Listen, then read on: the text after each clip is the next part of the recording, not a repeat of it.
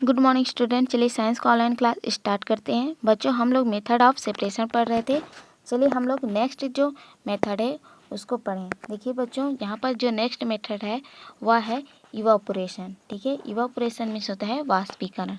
चलिए आगे बढ़ते हैं। Activity 6, material required porcelain bowl, tripod stand, wire gauze यानी कि तार की जाली, spirit lamp, spoon, salt and water. चलिए आगे बढ़ते हैं। Take water in a bowl यानी कि एक कटोरी में पानी लीजिए। Add 1 spoon of salt and mix well.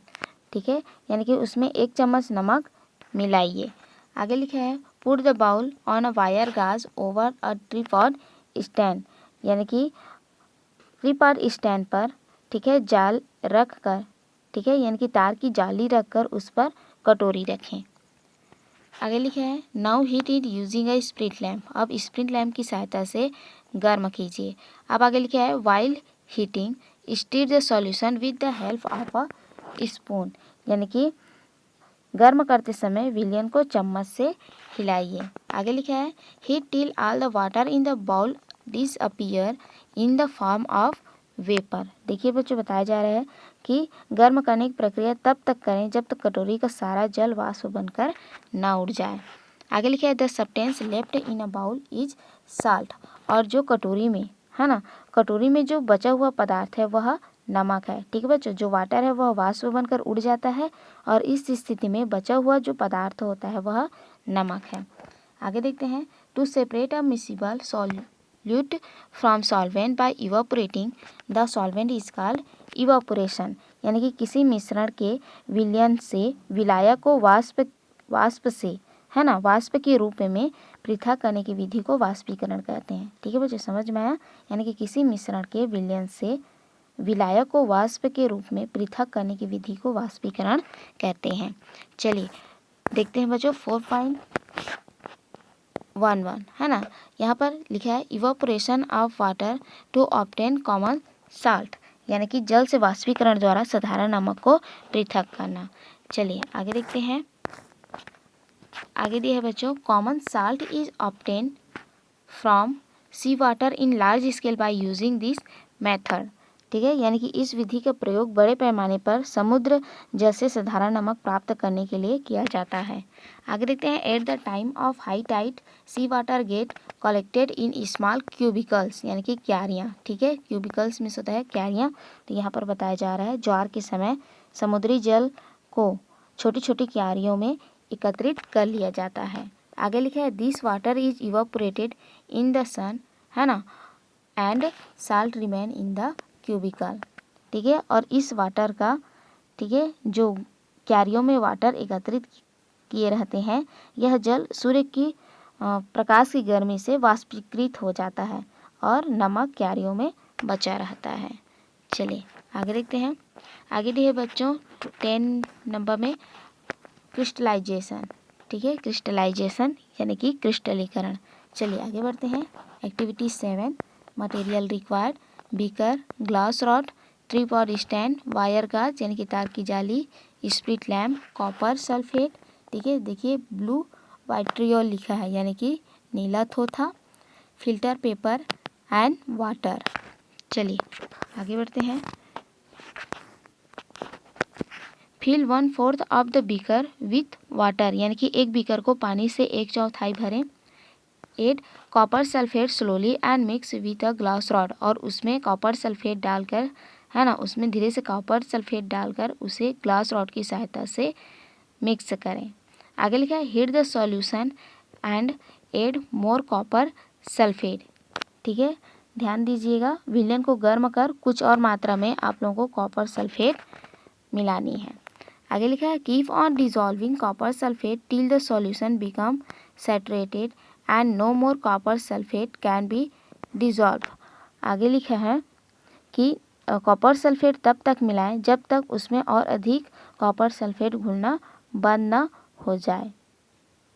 चलिए आगे देखते हैं। Filter this hot solution through a filter paper two remove impurities. अब इस विलयन को फिल्टर पेपर की सहायता से छान करके जो उसमें इम्प्योरिटीज़ हैं यानी कि जो अशुद्धियाँ हैं उनको अलग कर लीजिए। Now let it cool slowly. ठीक है, अब इस मिश्रण को है ना ठंडा होने के लिए रख दें। आगे लिखा है after some time you would see pure copper sulphate crystal at the base of the beaker, यानी कि थोड़ी देर बाद आपको बीकर के तले में शुद्ध कॉपर सल्फेट के क्रिस्टल दिखाई देंगे। आगे लिखा है this process is known as crystallisation, इस क्रिया को क्रिस्टलीकरण कहते हैं। ठीक है, इस क्रिया को क्रिस्टलीकरण कहते हैं। ठीक है बच्चों, जैसे देखिए यहाँ पर चित्र में बताया गया है। ठीक है, 4.12 कॉपर सल्फेट क्रिस्टलाइजेशन, यानी कि नीला थोथा का क्रिस्टलीकरण। ठीक है, जिसपे जब हम लोग ठंडा करने के लिए विलयन को रख देते हैं तो जो क्रिस्टल है ना, जो क्रिस्टल कॉपर सल्फेट है वह नीचे तली पर है ना बैठ जाते हैं और यहाँ से हम लोगों को कॉपर सल्फेट प्राप्त हो जाता है। चलिए आगे देखते हैं। आगे दिए बच्चों डिस्टिलेशन। डिस्टिलेशन मीन्स होता है आसवन। Water is evaporated from river, stream, ocean etcetera, यानी कि नदी, ठीक है, नदी में नदियों से, ठीक है, नदियों से, स्ट्रीम से और ओशियन से, ठीक है, पानी का वाष्पीकरण होता है। This water vaporise up as it is lighter, it get cooled and change into small droplet thereby forming cloud. आगे लिखा है कि यह वाष्प हल्की होने के कारण, ठीक है, वाष्पीकरण होता रहता है इन वाटर का, तो यह वाष्प हल्की होने के कारण ऊपर उठती है तथा ठंडी होकर छोटी छोटी बूंदों के रूप में बादलों का निर्माण करती है। आगे लिखा है this droplet condenses and change into bigger droplet and come back to the earth in the form of rain. This is called water cycle। और आगे लिखा है कि बादलों का तो निर्माण करती हैं और ये बड़ी बूंदों में रूपांतरित होकर, ठीक है, वर्षा के रूप में पृथ्वी पर वापस आ जाती हैं। ठीक है बच्चों, समझ में आया? यानी कि यहाँ पर बताया गया कि जो समुद्र होते हैं, ठीक है, यानी कि ओशियन, रिवर और स्ट्रीम का जो वाटर होता है उसका वाष्पीकरण होता रहता है और यह वाष्प हल्की होने के कारण ऊपर उड़ती हैं तथा ठंडी होकर छोटी छोटी बूंदों के रूप में बादलों का निर्माण करती हैं जो बड़ी बूंदों में रूपांतरित होकर, ठीक है, this droplet condenses and change into bigger droplet, यानी कि जो बड़ी बूंदों में रूपांतरित होकर वर्षा के रूप में पृथ्वी पर वापस आ जाती है और यही जल चक्र कहलाता है। आगे देखते हैं। In this process water is distilled, let us understand this by an activity, है ना, और इस क्रिया में जल का आसवन होता है।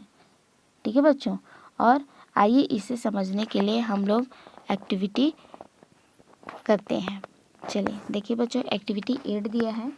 मटेरियल रिक्वायर्ड, आगे लिखा है conical flask, glass tube, Ben and 2 right angles, cork, test tube, tripod stand, split lamp, beaker, salt solution, ice। चलिए आगे देखते हैं। Arrange the apparatus according to fig 4.13। ठीक है, देखिए जैसे यहाँ पर चित्र में बताया गया है इस तरीके से आप लोगों को क्या करना है कि जितने भी apparatus हैं उनको अरेंज करना है। ठीक है, चलिए आगे बढ़ते हैं।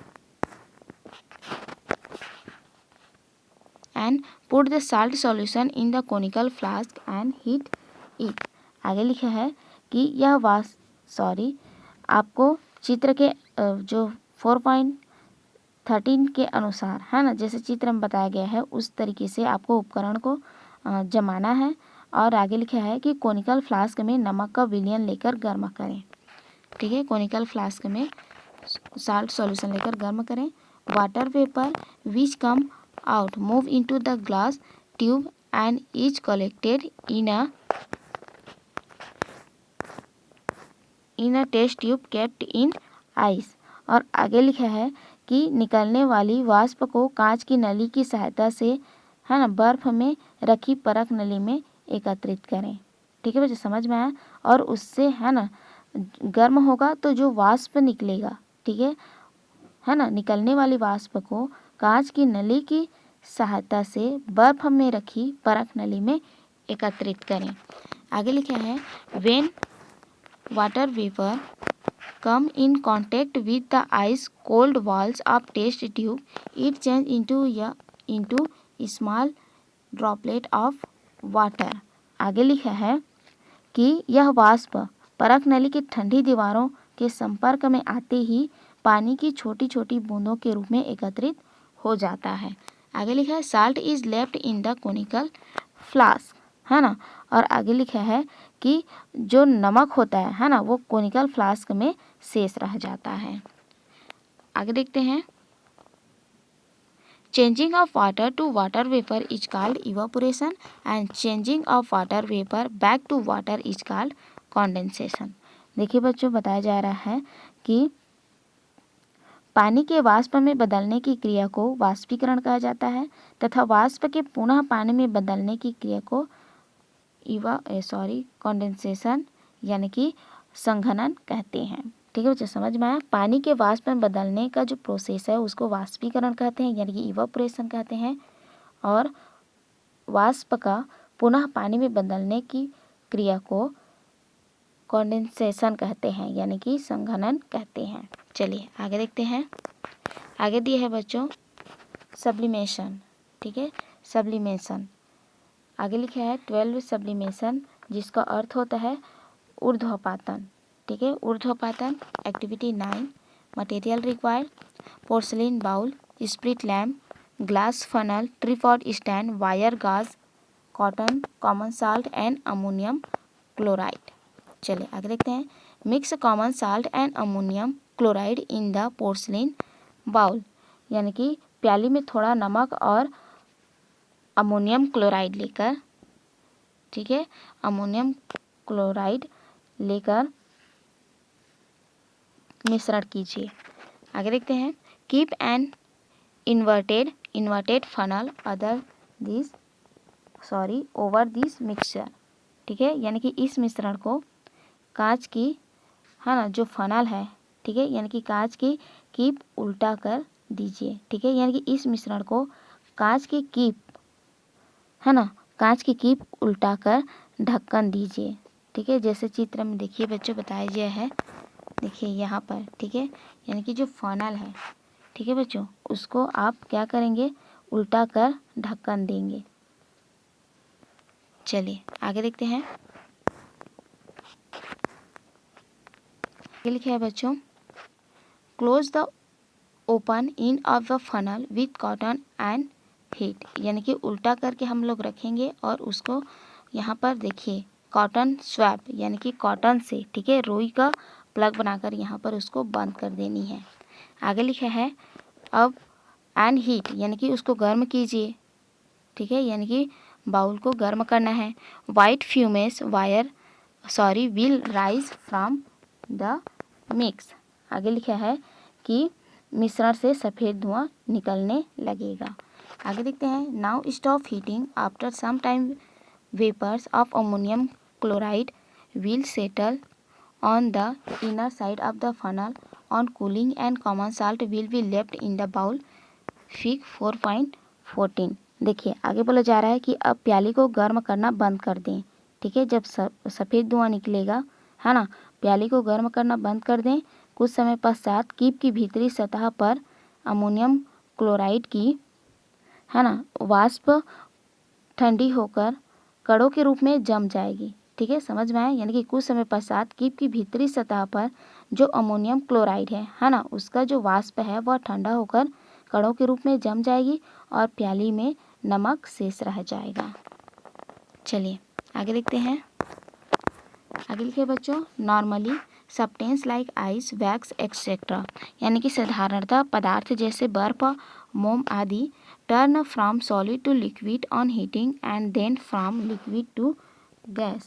आगे लिखा है कि मोम आदि गर्म किए जाने पर ठोस अवस्था से द्रव अवस्था में एवं द्रव से गैस अवस्था में बदलते हैं। But in the above example, यानी कि परंतु उपरोक्त उदाहरण में आपने देखा, you have seen the ammonium chloride on heating turn to the gaseous state without showing the liquid state. देखिए बच्चों, बताया जा रहा है कि उपरोक्त जो उदाहरण है उसमें आपने देखा कि अमोनियम क्लोराइड गर्म करने पर बिना द्रव अवस्था में आए गैसीय अवस्था में बदल गया। आगे देखते हैं, on cooling also it again comes to solid state without slowly showing the liquid state. और आगे बोला गया है कि उसकी वाष्प ठंडी होकर, है ना, बिना द्रव अवस्था आए पुनः ठोस अवस्था में कीप की सतह पर जम गई। ठीक है बच्चों, समझ में आया? यानी कि वो लिक्विड स्टेट में, यानी कि जो लिक्विड स्टेट है यानी कि द्रव अवस्था में, है ना, आए बिना क्या हो गया, वो पुनः ठोस अवस्था में जम गया। आगे देखते हैं, this process is called sublimation. ठीक है, यानी कि इस प्रक्रिया को ऊर्ध्वपातन कहते हैं। आगे लिखा है कपूर, आयोडीन, नेप्थेलिन और आगे लिखा है बाल्स। ठीक है, नेप्थेलिन बाल्स यानी कि जो डामर गोली कहा जाता है जिसको। आगे लिखा है आसो सब्लिमेशन प्रॉपर्टीज, है ना, ये हमेशा क्या करते हैं, सब्लिमेशन प्रॉपर्टीज पाया जाता है, यानी कि इनमें ऊर्ध्वपातन का गुण पाया जाता है। ठीक है बच्चों, यहाँ पर बताया गया कि साधारणतः पदार्थ जैसे बर्फ और मोम, है ना, को जब गर्म किया जाता है तो द्रव अवस्था में, ठीक है, ठोस अवस्था से द्रव अवस्था में एवं द्रव से गैस अवस्था में बदलते हैं। परंतु जो अमोनियम क्लोराइड होता है वह गर्म करने पर बिना द्रव अवस्था में आए गैसीय अवस्था में बदल जाता है तथा उसकी वाष्प ठंडा होकर बिना द्रव अवस्था में आए पुनः ठोस अवस्था में, है ना, जम जाता है। ठीक है, और इस क्रिया को ऊर्ध्वपातन कहते हैं। कपूर, आयोडीन और नेप्थेलिन में भी ऊर्ध्वपातन का गुण पाया जाता है। चलिए आगे देखते हैं। आगे देखिए बच्चों, यहाँ पर समझाया गया है इक्वेशन के द्वारा अमोनियम क्लोराइड, ठीक है, सॉलिड यानी कि जब हम लोग जो ठोस है ना, ठोस अमोनियम क्लोराइड है उसको गर्म करते हैं तो अमोनियम क्लोराइड गैस प्राप्त होता है। और जब इस गैस को ठंडा किया जाता है, यानी कि अमोनियम क्लोराइड गैस को जब ठंडा किया जाता है तो वह फिर से अमोनियम क्लोराइड सॉलिड में प्राप्त होता है। चलिए आगे देखते हैं, using more than one method for separation, यानी कि एक से अधिक विधियों के प्रयोग से पृथक्करण। आगे देखते हैं, till now we have separated a mixture of two substance by using any one method of separation, कि अभी तक हमने दो अवयव वाले मिश्रण को किसी एक विधि के प्रयोग द्वारा पृथक किया है। ठीक है, आगे देखते हैं, if a solution contains more than two substances, then more than two methods are used to separation this substance. Let us separate iron, filling, sand and salt mixture. आगे लिखा है कि यदि किसी मिश्रण में दो से अधिक अवयव हों, ठीक है, ध्यान दीजिएगा, यदि किसी मिश्रण में, है ना, टू सब्सटेंस यानी कि दो या दो से अधिक अवयव हों तो इन्हें पृथक करने के लिए पृथक्करण की एक से अधिक विधियों का उपयोग किया जाता है। आइए हम लोग आयरन, फिलिंग, सैंड और साल्ट मिक्स, ठीक है, यानी कि नमक के मिश्रण को पृथक करें। चलिए आगे बढ़ते हैं। देखिए बच्चों, एक्टिविटी 10 दिया है। मटेरियल रिक्वायर्ड है magnet, 2 beaker, glass rod, paper funnel, filter paper, iron filling, sand, salt and water. ये सभी क्या है, मटेरियल रिक्वायर्ड है, यानी कि आवश्यक सामग्रियां हैं। चलिए आगे बढ़ते हैं।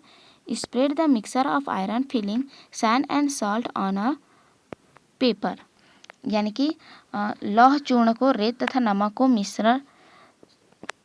के मिश्रण को एक कागज पर फैलाइए।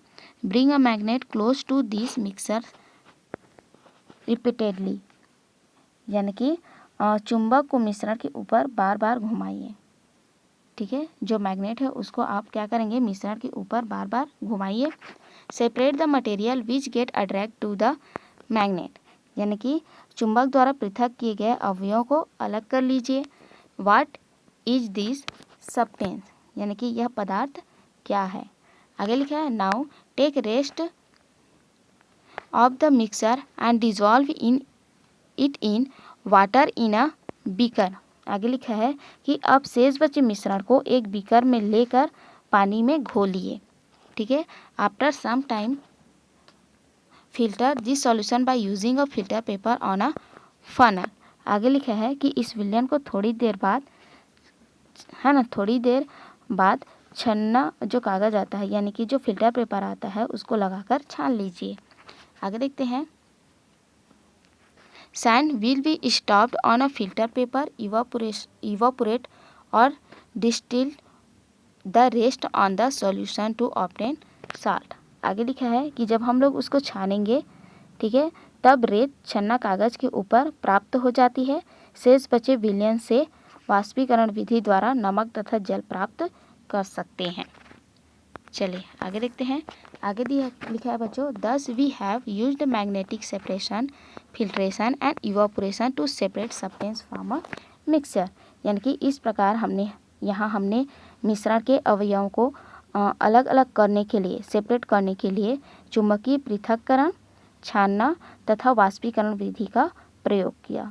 ठीक है बच्चों, समझ में आया। यहाँ पर बताया गया कि यदि, है ना, किसी मिश्रण में दो या दो से अधिक अवयव हो तो हम लोग, है ना, पृथक्करण की एक से अधिक विधियों का उपयोग करके उसको सेपरेट कर सकते हैं, यानी कि उस मिश्रण से तत्वों को अलग अलग कर सकते हैं। ठीक है बच्चों, आज के लिए इतना ही। नेक्स्ट वीडियो में आगे पढ़ेंगे। तब तक आप वीडियो को फिर से पढ़िए, समझिए। नेक्स्ट वीडियो में आगे पढ़ेंगे। तब तक के लिए थैंक यू।